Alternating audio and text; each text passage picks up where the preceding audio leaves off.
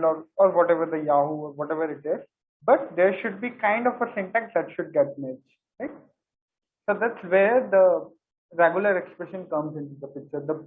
And another example I can give is like, let's say you have a big string, right? And you need to identify that how many times I'm getting a particular string. Let's say there is a name, let's say Vijay is there, right?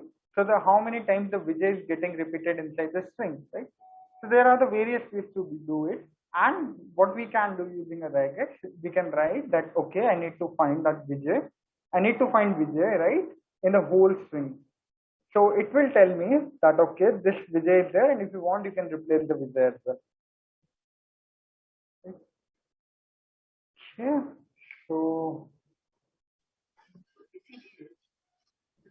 Okay, so the regular expression is the sequence of character that forms a search pattern. When you search for the data in the text, you can use the search pattern to describe what are you searching for, right? A regular expression can be a single character or a more complicated pattern. So if I tell you about the more complicated pattern, it would be like a string at the time of setting up a password, like at least. Correct. We use in the password field as well. Good. Recording in progress.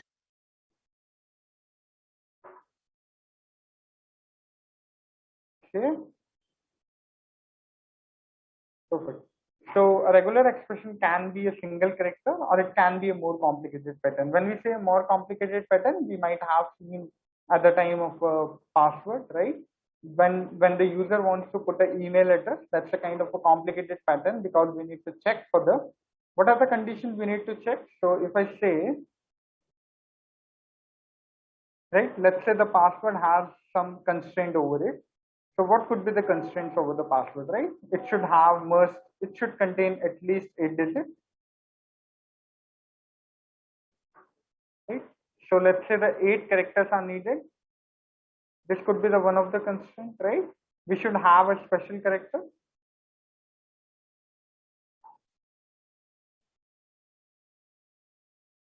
Okay. And all these constraints we can check using a regex. So we can check whether there is a special character or not, whether it does have 8 characters or not, right? Whether is there a uppercase and the lowercase should both be present.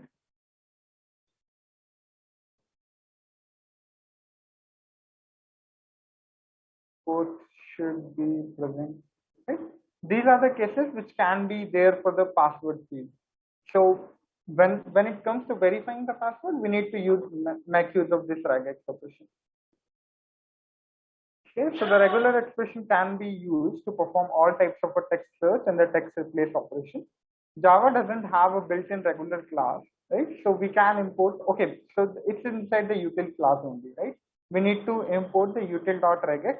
Likewise, for the scanner class, we used to import the java.util.star.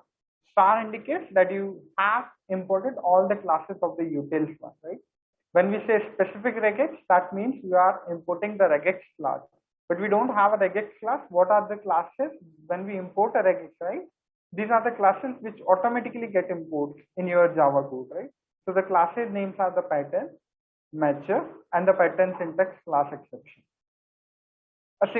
This package includes the following classes. Pattern. What is a pattern class? So it defines a pattern, right? Which pattern you are going to match it.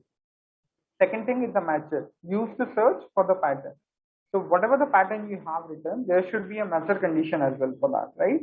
So with that matcher condition, you are going to match with the pattern. If you have a look at the example, it would give you more clarity. So let's have a look, right? So let's say we have a pattern class over here. For the pattern class, we have defined an object with a small letter that is pattern is equals to the pattern.compile w3 school, right? Pattern.class insensitive. This is an optional parameter, right? If you want, you can write this parameter. If you don't want, you can skip this parameter as well. If you don't write it, it will check it at the case sensitive. So when we say case sensitive, let's say there is a small letter, there is in the cap, right? It would take it as a different. But if you write it somewhere, if you have written a case insensitive, that represents that here I have a small s, here I have a capital S, it will still match and it will give me the success as that. Okay. So the matcher is equal to the matcher, pattern dot matcher with its W3 schools. So let's say we are trying to match whether this string is present inside this or not. Okay. Then we have a Boolean match form. These are the syntax that we need to use. Okay, where we are using this object, so this object is using right over here. Right, pattern object will be used at this position. So the Boolean match found is equal to the matcher, which is an object of a matcher class, dot find, which is a predefined function in the matcher class. Right, when we say the matcher dot found, right, it might return true, it might return false. Right. So if it returns true, that means there is a match. If it returns false, that means there isn't a match. And we got the two different strings. Okay, so let's try to understand the example. The first pattern is created using a pattern.compile method.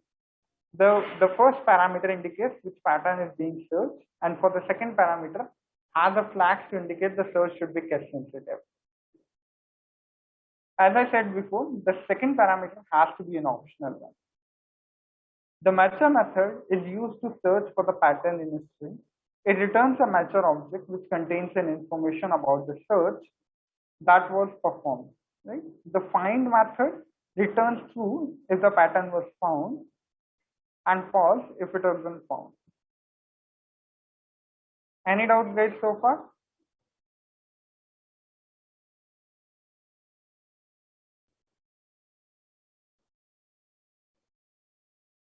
Okay, great. So let's have a look at a bit more about it.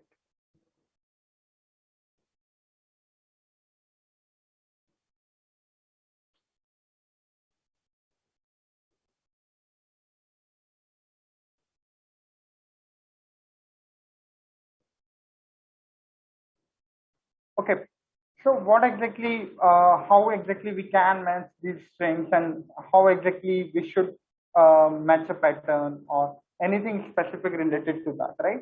So we'll be discussing a couple of questions on that as well. Not in the base class, maybe in the upcoming class we are going to discuss that. Before that, I will tell you the basic syntax, that how exactly you should find that whether when you can apply the regex. So sometimes it becomes quite easy when you know the regex operation. So the first parameter of the pattern.compile method is the pattern. It describes what is being searched. So these brackets have an important meaning over here, right? So when I say A, B, C, it represents that find one character from the option given inside the bracket. See? So if I'm writing this, right, it represents that there should be at least one character. There should be one character present out of these A, B, and C. Right?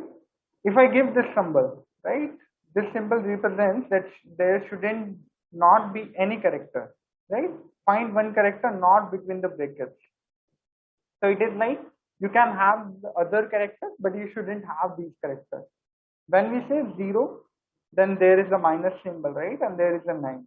So it represents that you can take a character in between range from 0 to 9.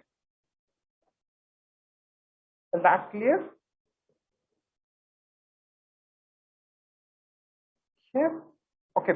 Moving further, we have this symbol, right? Which symbol represents that there is a O, right? Always this is called as a pipe symbol. We usually represent it like this. If you see on the keyboard, right? It should be right beside the, what do you call that, backspace key, and this is called as a pipe symbol, which we usually use for the OR expression. To find a match for any of the patterns separated by this, that is cat, dog, fish. So either it's cat, or it's dog, or it's fish, right? Okay, what does a dot indicate? Find just one instance of any character. So if you want to find an instance of a character, you need to use a dot. Find a match at the beginning of the string, as in hello. So if you are writing it over here, right, it basically represents that you need to find it at the start of the string, right? So basically, if I'm writing it over here, at the beginning of a string, it is going to be fine.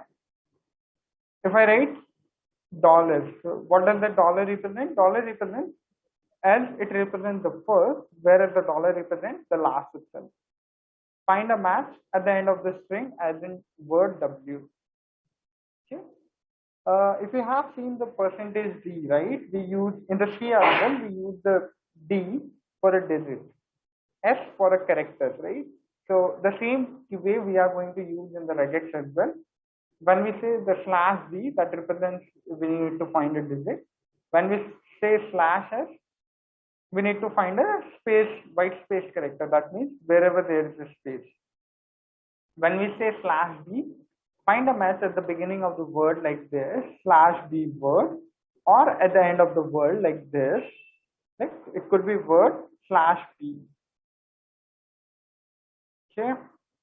This we rarely use. UXXX, find the Unicode character specified by the hexadecimal number. Okay, what does these represent? So these are called as a quantifier, right? these we use basically, let's say if I want to restrict some kind of a digits, or I want at least one character, or for these operations we usually use such kind of a thing. So what are the quantifiers? As the name represents, the quantifier represents the quantity, right? How many quantity you need for that. So if I say n plus, right, it matches any string that contains at least one n, right? Because we are using a plus operation after n. So n plus, that represents at least one n should be there. When we say n star, right, it matches if there is either 0 or more occurrence of n, right? So it could be 0, it could be more than 0, but it could never be less than 0. Right? Anyways, the less than 0 is never possible because we are talking about the character. So the characters can never be lesser than 0. When we say n question mark, matches any string that contains a 0 or the more one occurrence of n. So either it is 0 or it is 1. It cannot be 2. Right? Okay. When we say nx, so what does that nx represent? Matches any string that contains a sequence of x and s. When we say nx comma y, guys, I know this is a bit of a theoretical topic, but we don't have any other choice apart from learning. Okay? And xy matches the any string that contains the sequence of x to the y and. When we say x comma, that represents any string that contains a sequence of at least x ends, right? When we say x comma y, it represents x to y ends. When we say only x, that means x ends. But here, if you see the difference between this and this, it says at least, it doesn't say at least as well. Any doubts, guys, so far?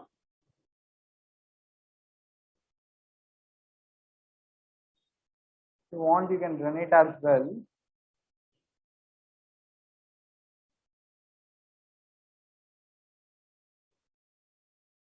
Okay, it says match form because we do have the different characters, but since we are using a case insensitive, that's where we are returning it as a scene.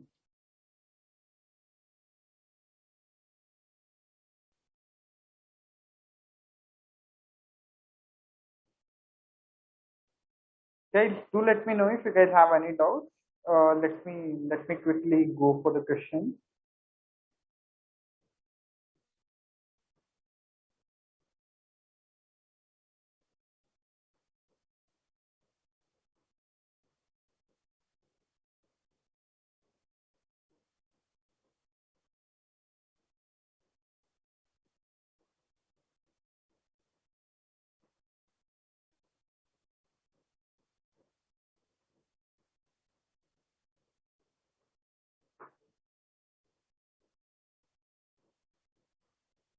Okay, great.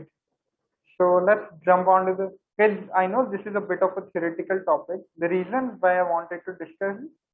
Okay, just saying that this won't be too much of useful in terms of competitive coding, but sometimes the people ask at the time of an interview, or maybe it might ask when you are giving an interview coding round, or not the coding round, when you are giving an interview MCQ.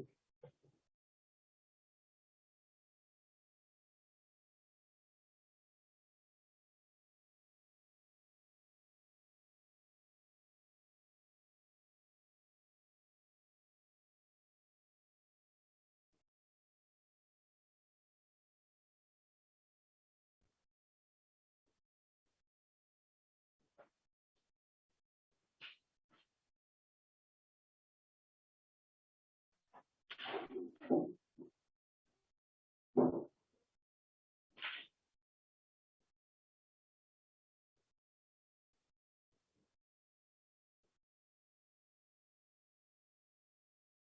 what is the difference between the string dot matcher and the regex dot matcher?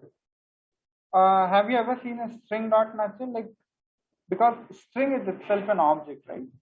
And you shouldn't combine the two concepts. I don't know what is regex and what is the regex. When we say the regex, are you defining an object over here, right? It should be a complete code.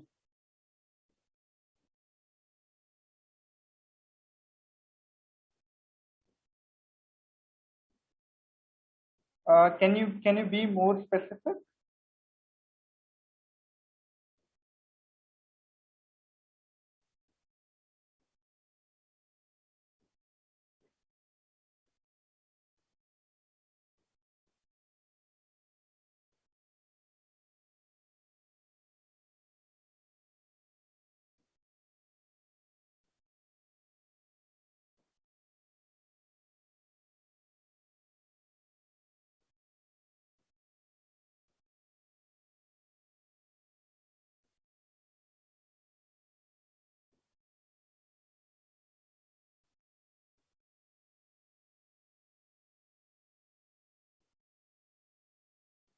Okay, I yesterday saw I was able to use matcher without importing regex.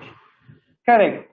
So the reason behind that is, first of all, I don't know on which compiler were you using, but the regex operation is a sub package of a util class, right? So if you see over here, what we discussed just,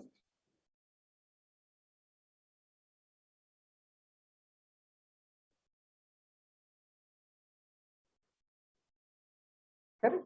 So it's a sub package of a util class. So if you are importing a util class, right, you will be getting a regex operation as well. That's the reason you will be able to import it as well.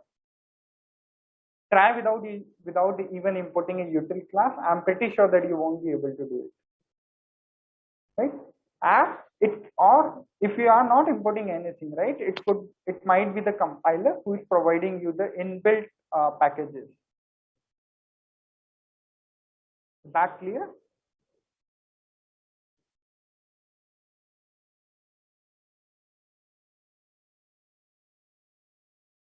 No. You are mixing the two things over here, because what you are saying is I only imported scanner from util, right?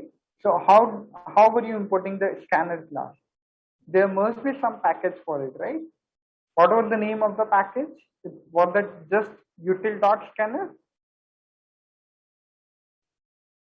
or you have written the util dot star? That's where it make a difference.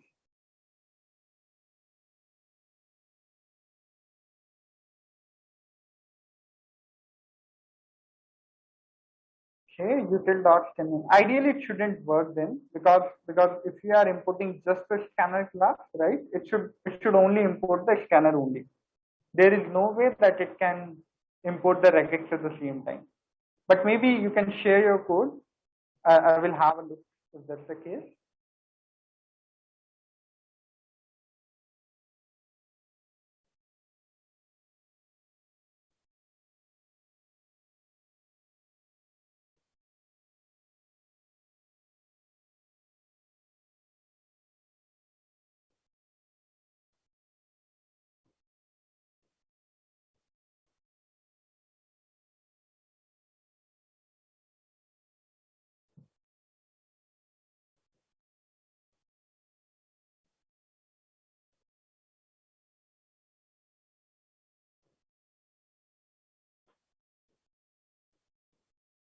Can you guys think of a solution to it?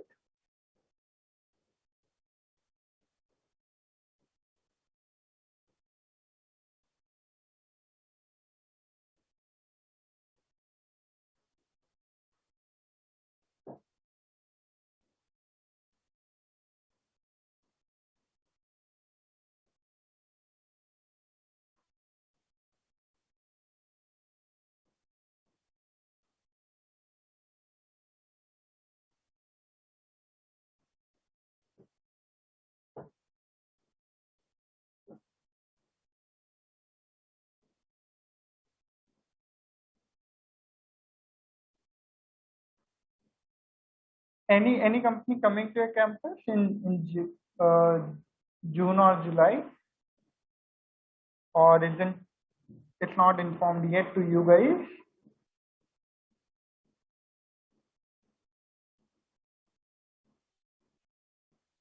Because if that's the case, we might take up some questions on that company specific so that you all guys, okay, it's not informed yet. Yeah. Okay, do let me know if you guys found some company or found the information from the other sources. Like maybe you can check out with your seniors that what is the usual pattern. Maybe on the pattern, if you guys have any companies name specific, right?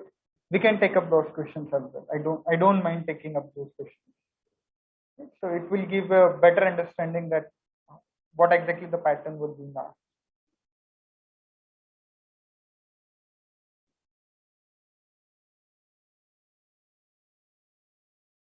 Right? And if someone knows that what are the companies were approached last year, maybe you guys can suggest.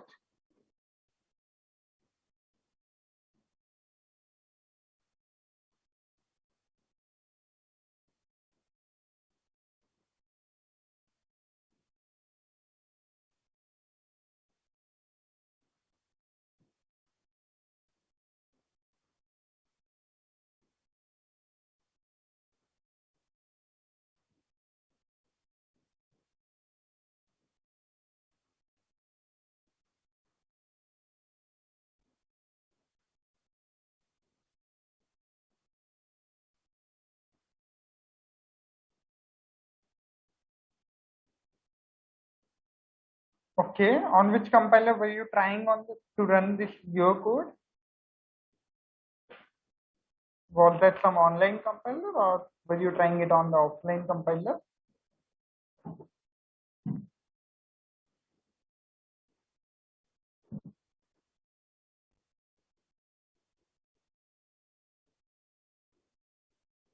Eclipse Java 8. Just do check it out whether it imports like whether the packages are already imports to that.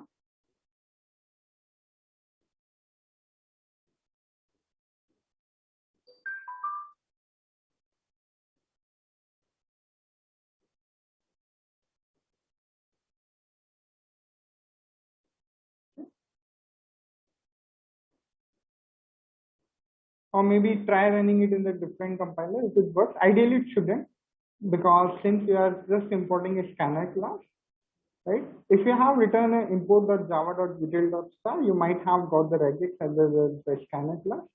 But since you have imported it specifically, ideally it should import the specific value only.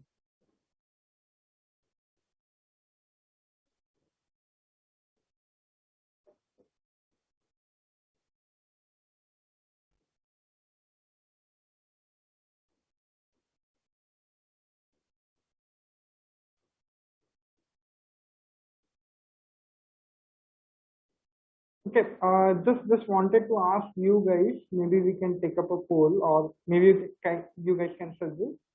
Shall we take up a time complexity session on this Saturday?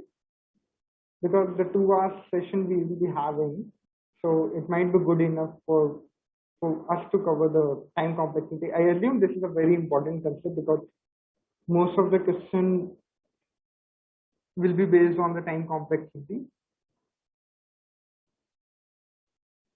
Okay.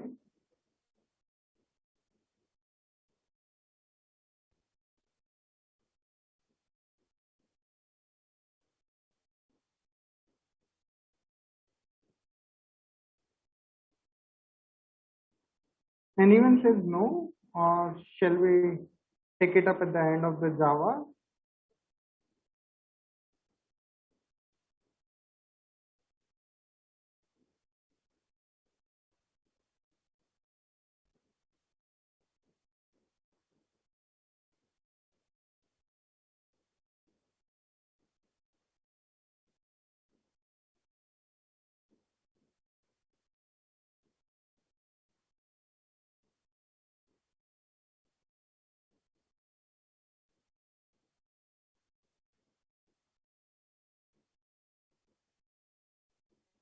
Okay.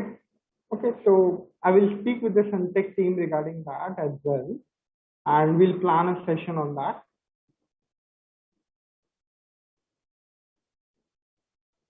Apart from the time complexity, guys, do you want me to any other thing, or you think that something we have missed?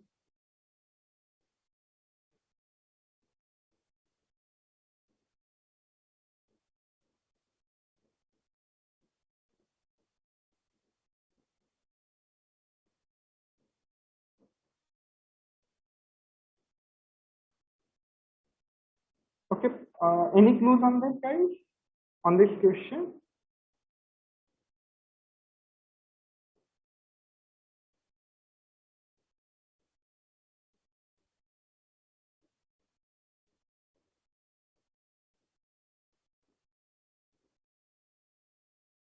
Have your DSC session has been started, like,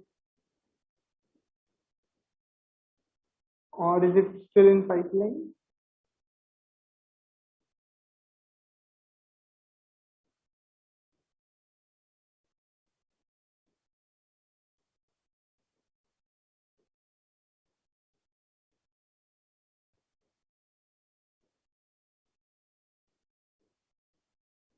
Okay, hasn't started yet.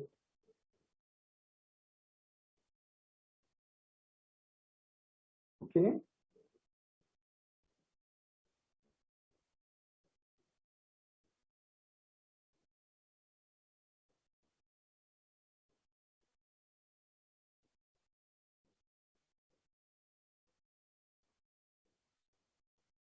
okay, no issue. Uh, Guys, any solution to this, any brute force approach, anything is fine, but at least I need at least a solution, right? The very first approach should be like, I can solve the question. The second thing you should try for optimizing it.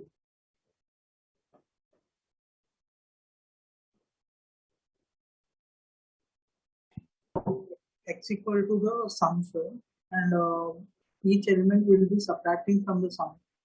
So if the sum initial at last will become zero, means the number of that is one subset. Okay, okay, but in what order you need to subtract the numbers, right? Or you are going to subtract randomly,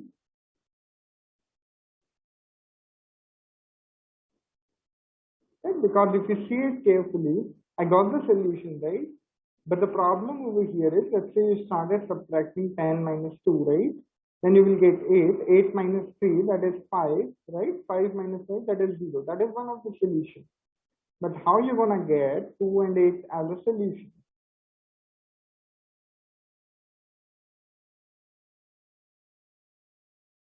right? And if you think logically, I'm not saying your solution is wrong, but how can you achieve the answers from that, right?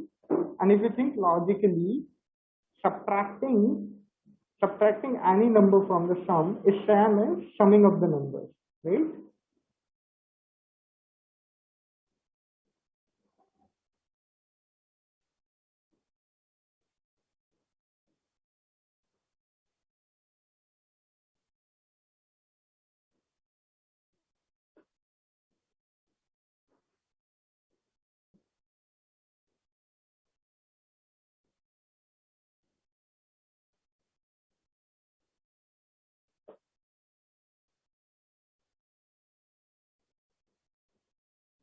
Can you guys try for it? Like, I don't need these numbers, right? I just need that how many possible outcomes could be there. Right? This is just an explanation purpose they have given. But I'm not interested in that, right? What I'm interested in the output should be true.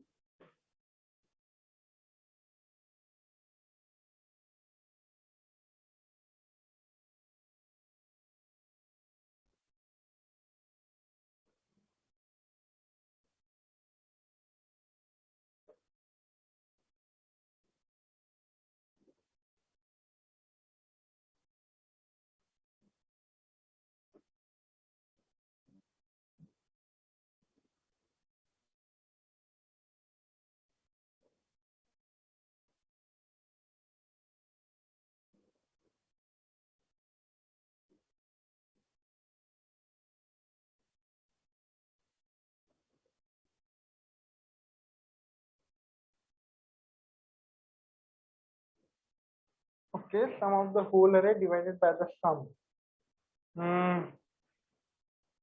Okay, when you say sum of the whole array, right? So divided by the sum itself.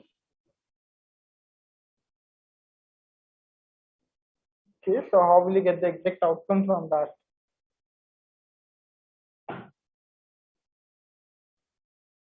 Okay, using two for loops, we can do it by maintaining a count variable. Wherever the sum is equal to the target, we will increment the count.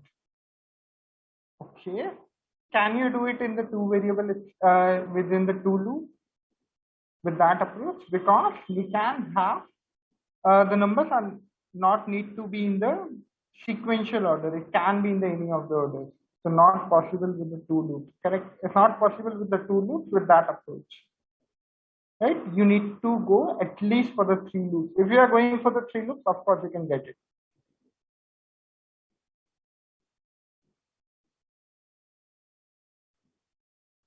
Okay, what is the other solution? Okay, adding each element till it equals to the count plus return the count. Yep.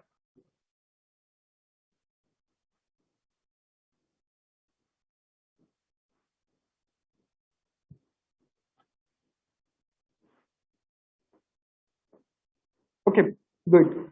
So how exactly we are going to do it? The first approach I see it as, right? I will start with this number, right? And I will start with this number as well. So this is going to be I, this is going to be J, and K should be any of these numbers. Okay, sort and find the sum with the I and N minus I. But it's not always the I and the N minus I, right? It could be more than these numbers as well. Right? It's not always restricted to the 2 or 3, it can be more than that.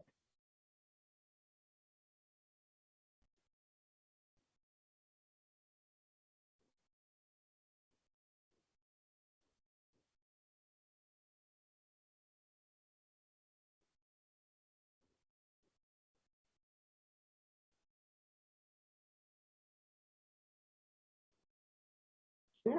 Okay. So let's discuss the first approach. What could be the brute force approach? Right? How actually we should think of a question. So basically, we do have 2, 3, 5, 6, 8, and 10, right? What exactly we gonna form from this? I will make it as I will make it as a G, and the K could be any of these numbers 5, 6, 8, and 10. Right? If it's a 5, 6, 8, or 10, so K could be any one of those numbers, right? And each and every time, so here I'm using basically three for loops. The one is basically for this, the one is basically for this, the one is basically for this. So that I can take out all the possibilities, right? So it's like I'm creating all the possible subsets and checking whether there exists a number whose sum is equal to that or not. Right? But that is kind of a brute force approach that we shouldn't follow. What is the second approach we can think of? Is the brute force approach clear for everyone?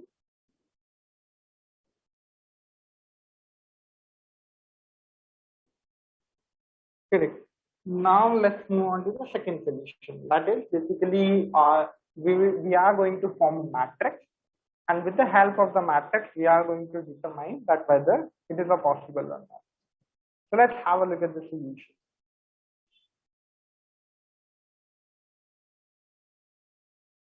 Right. So what I am going to do is I will create a matrix, and what the matrix represent, what my matrix is going to representing is, let's say I will be having a sum as a 10, right? I need the sum as a 10. So I'm going to check whether is the 0 possible, 1 possible, 2 possible, 3 possible, 4, 5, 6, 7, 8, 9, 10, right? I will check the possibility for the each and every number, that whether what are the sums I can make of. So if you have a look, we have taken the input from the user. Till here we have taken the input. Now I have created a B array, right? What that B array represents? B array represents that there is a possibility that I could have a sum of that number or not. right? So it's basically z from n, and the columns are sum plus 1. When I say the sum plus 1, that means if I need to find for the sum 10, right, I will be having an 11 column. And how many rows? The number of rows is equal to that. So basically, I would be having 0, 1, 2, 3, 4, 5, 6, 7, 8, 9, 10, 11. Right? These many columns I'm going to have. Now what I'm going to check is, I'm going to check whether, so, and if I just want to fill out over here as well, let's take out the numbers 2, 3, 5, 6, 8, 10.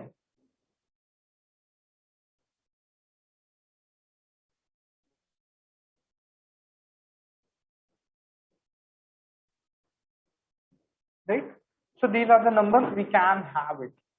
Okay, now what I'm going to check whether what are the sum is possible from this. So coming to the first row, is the 0 possible? Of course, the 0 is always going to be the possible number. So I'm going to fill up my, okay, I'm going to fill up my very first column with the 0. Okay? Sorry, I'm going to fill up my first column with the 1. So 1 represents that this sum is possible. So this is 1, right? This is 1, this is 1, this is 1, this is 1, and this is 1. Right? What is the next thing I'm going to do? If else I is equals to 0.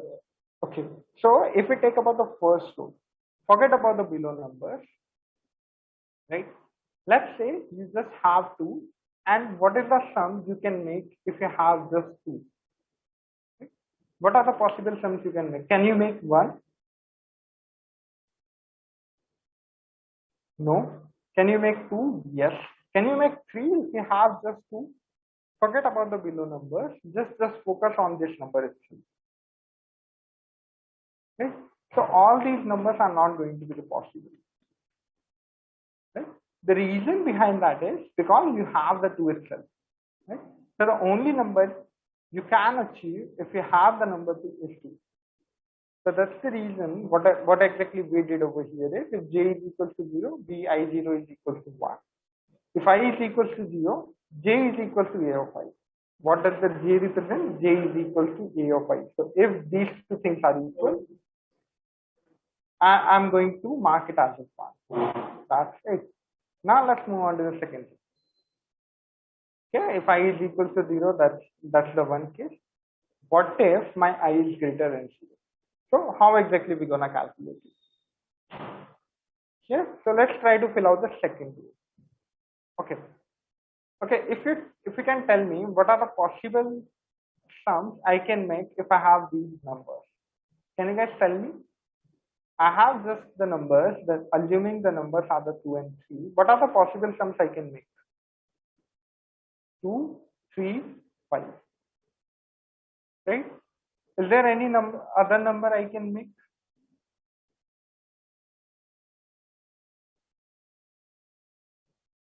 Perfect. So these are the only, okay, 0 is also one of the numbers. By not selecting anything, I can form this as right?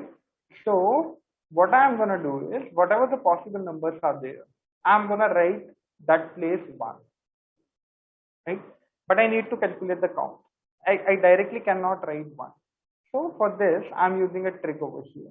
If j is lesser than a of I, right, bij is equal to the bi minus 1 j. Whatever you are getting from the top, just copy this, right? So when I say this, right, so till 3, you can directly copy it, whatever you are getting it from the top. Okay, when you got 3, you need to think about it. What exactly you need to do? Dij is equal to the b of I minus 1 j plus b of I minus 1 j minus a of I. So what exactly we are doing? We are taking the top one, as well as we are going one step up and going these many steps back. How many steps back? 3 steps back. 1, 2, 3. Whatever the number I am getting, I'm just adding these two numbers. So that would be equal to the 0 plus 1, that is 1. Okay, can I make 4 from the 2 and 3? No. Ideally, it should give me the same answer. I will go here, I will go 3 steps back, go 3 steps back from here. 1, 2, 3. What you are getting? 0. 0 plus 1, sorry, 0 plus 0 itself. That is again going to be. I cannot make 4 from that. Can I make 5? Go 3 steps back from here. 1, 2, 3. What is the number? 1. 1 plus the number itself, the 0. 1 plus 0, 1. Okay, can you guys fill for the remaining rows? What should be the answer for the remaining ones? What exactly the number represents over here? That I can form 3 one time, right? Can you guys fill for the remaining ones?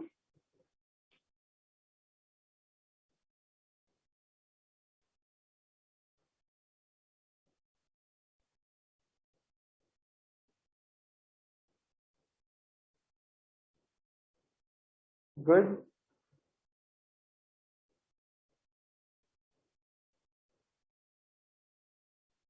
Okay, so we'll be getting 0, 0, 0, 0, 0. Okay? The reason behind that is start from anything, you will be getting 0. Go 3 steps back, 1, 2, and 3.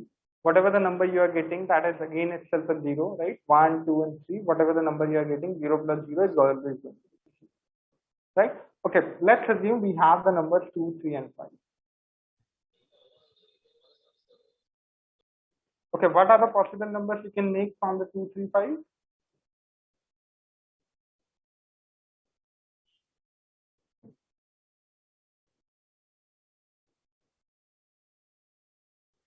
In max 0, 2, 3, 5.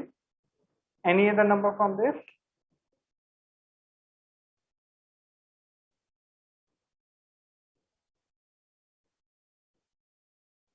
Okay, 10, good, perfect. Any other numbers? I see one more number you guys are missing out. It could be like any of these numbers you can select off, right? Okay, 8, okay. Any other numbers? Perfect, 7. Any other number we are missing out?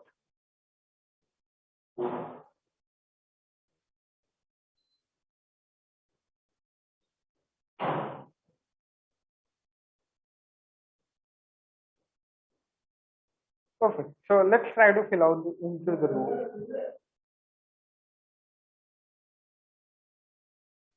Okay. Okay. So let's try it out. So when we got 2, 3, and 5, right? Can we form 1? No, we cannot. Can we form 2? Yes, you can. So till the 4, I am going to fill up whatever I can get it from the top. Okay. When I got 5, right? So in how many ways I can form 5? I can include these two numbers, or this number is itself sufficient, right? So there are the two possibilities of 5. If I just tell you breakdown of 5, it can be like 2, 3, 1 more, and the 5 itself, right? Since I represent the numbers over here, that how many ways I can achieve 5, I need to write whatever I can get it from the top, that is 1. Go 5 steps back, 1, 2, 3, 4, 5. What is the number you are getting? 1 itself. 1 plus 1, 2. And that's clear? Okay, can we form 6? No, we cannot. Let's write it out, right? Go the topmost element, the right above element is just 0. Go 5 steps back, 1, 2, 3, 4, 5. What is the number you are getting? 0. 0 plus 0 is going to be 0. Can we form 7? Yes. In how many ways? There is only one way, because we don't have any other way to make the 7 apart from the 5 plus 2, right? So ideally it should return 1. Let's try it out. 0 plus 1, 2, 3, 4, 5. What you are getting? 1. 1 plus 0, 1. Can you make 8? Yes. Okay, what should I write over here? Can someone tell me the last two numbers?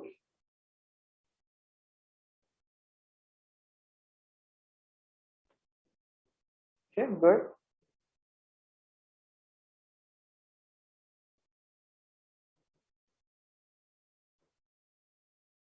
Perfect. So it should be 0 and it should be 1. Okay, any doubts till the 3 rows? Okay, now uh, in this way we can complete this matrix as well, right? Anyone feel like he cannot or he is facing any difficulty, right? Or any doubt? Okay, perfect. So can you tell me what should be my answer at the end? How should I return the answer? The answer should be 3 for this example, right? So how can I achieve the answer from this matrix? Let's say I filled out the matrix, I did the whole thing, but if I don't know what should be my answer, what is the value of returning this matrix? At the end, my answer should be 3, right? How can I achieve it from this matrix? Or where this 3 should be located in this matrix? Is the question clear? I created the whole matrix. Now I want this answer. Right? Where should I look for in this matrix? Because the matrix we have created for a reason. And the reason being is we wanted to achieve this answer. But how exactly are we going to achieve this answer from this matrix?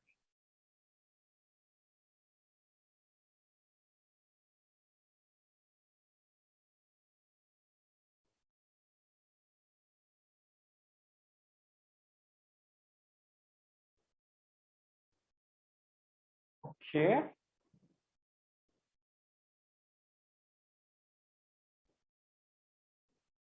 Perfect. Okay, from the 10th row, I am hearing in the 10th column of number 1. delete log out అవుతారు class ఉన్నప్పుడు ఎంత మంచిగా అనిపిస్తుంది తెలుసా? నడుస్తున్నప్పుడు Okay, perfect. So it should be allocated because we want to calculate the sum is equal to the 10, right? So the sum is equal to 10 represents this, right? This we are sure. And the last, right? The last row of this column represents that the sum is equal to the going to be the 10.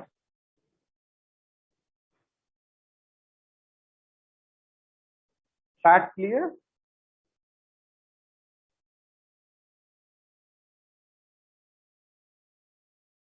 Perfect. Okay.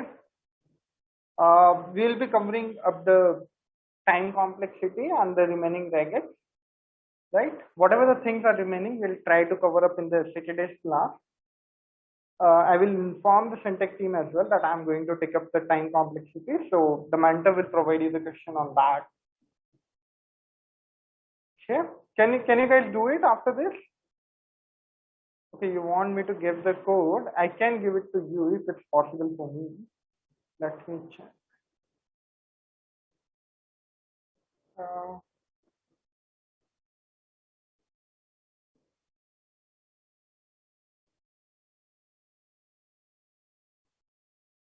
I guess it won't let it get the completely. So maybe I can write paste it over here and send it to you guys.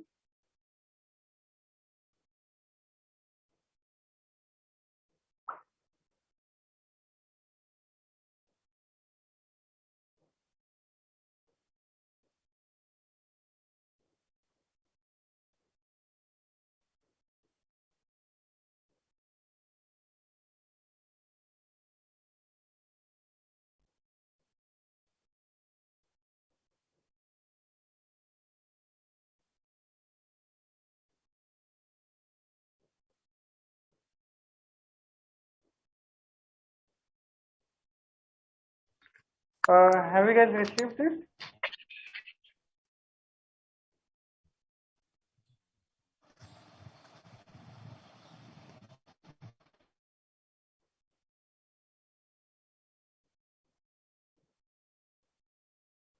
So do check it out, because if I end up the session, you might not be able to access it, and can quickly confirm with someone.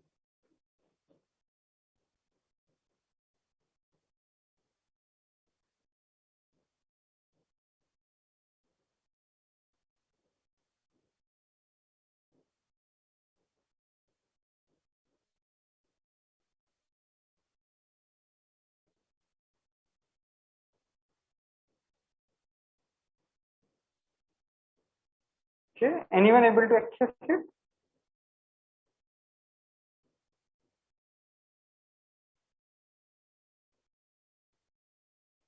Okay,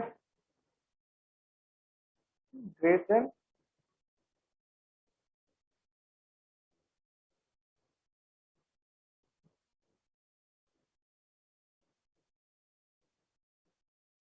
Yep. Okay. Okay. So we'll wind up the session for today. Right. See you on Saturday, guys, because tomorrow we don't have class. Okay. Thank you. Thank you.